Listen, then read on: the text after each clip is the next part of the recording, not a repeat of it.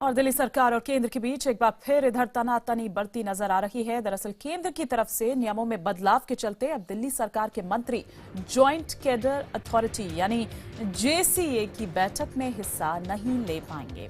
JCA ही अधिकारियों की posting तय करती है। 1972 के ऑल इंडिया सर्विसेज नियमों में बदलाव करते हुए department of personal and training ने यह कहा है कि जेसीए मीटिंग में अब सिर्फ अधिकारी ही बैठक में हिस्सा ले पाएंगे।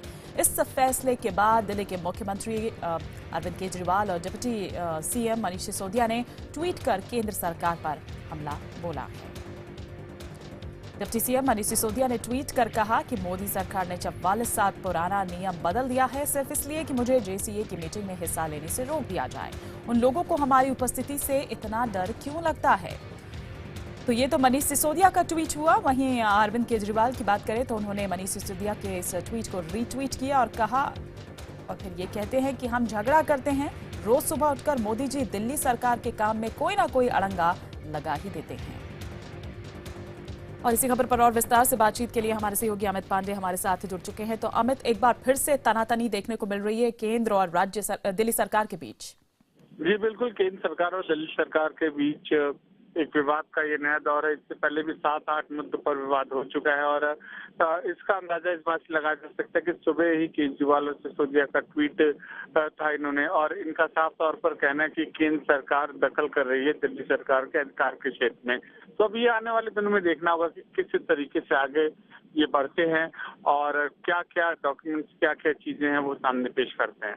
बिल्कुल, लेकिन अगर जैसे कि अगर हम नियम की बात करें और जिस तरह से आरोप ये लगा रही है दिल्ली सरकार कि 44 साल पुराना जो नियम है वो बदल दिया ताकि हम बैठक में हिस्सा ना ले पाए, तो ऐसे में क्या देखें, जो जानकार हैं, एक्सपर्ट्स हैं, वो क्या कुछ राय दे रहे हैं? देखिए कि जो कानूनी जानकार है उनका तो यही कहना है कि एक संवैधानिक अधिकार होता है जो भी स्टेट है जो रूल कर रहा है उसके बारे में अगर बैठक होती है तो, और जो केंद्र सरकार है, केंद्र सरकार का ये कहना है कि भाई ये कानून के दायरे में रहकर ही उन्होंने ये बैठक तो बुलाई है। तो दोनों पक्ष अपनी अपनी बात ये कह रहे हैं। अब ये देखना होगा किस तरीके से आगे इस बैठक को दोनों पक्ष ले जाते हैं। ठीक, शुक्रिया अमित इस तमाम जानकारी के लिए आपका। वहीं बीजेपी ने यह कहा है कि दिल्ली के मुख्यमंत्री को इसी तरह से मोदी सरकार पर हमला करने की आदत है। देखिए, हमें लगता है कि काम करना नहीं चाहते वो जो है वो हर दिन जो है वो बेकाम की बातें करते हैं। और जो आदमी बेकाम की बातें करेगा, जो आदमी जो है वो अपने विकास पर विश्वास नहीं करेगा और नाकामियों का नगाड़ा बजाएगा, तो इसी तरह के उसके सुर सुनाई पड़ेंगे। इसलिए उन्हें अपने काम पर काम करना चाहिए, काम करते रहना चाहिए। अगर काम उनसे नहीं संभल रहा है तो छोड़ देना चाहिए।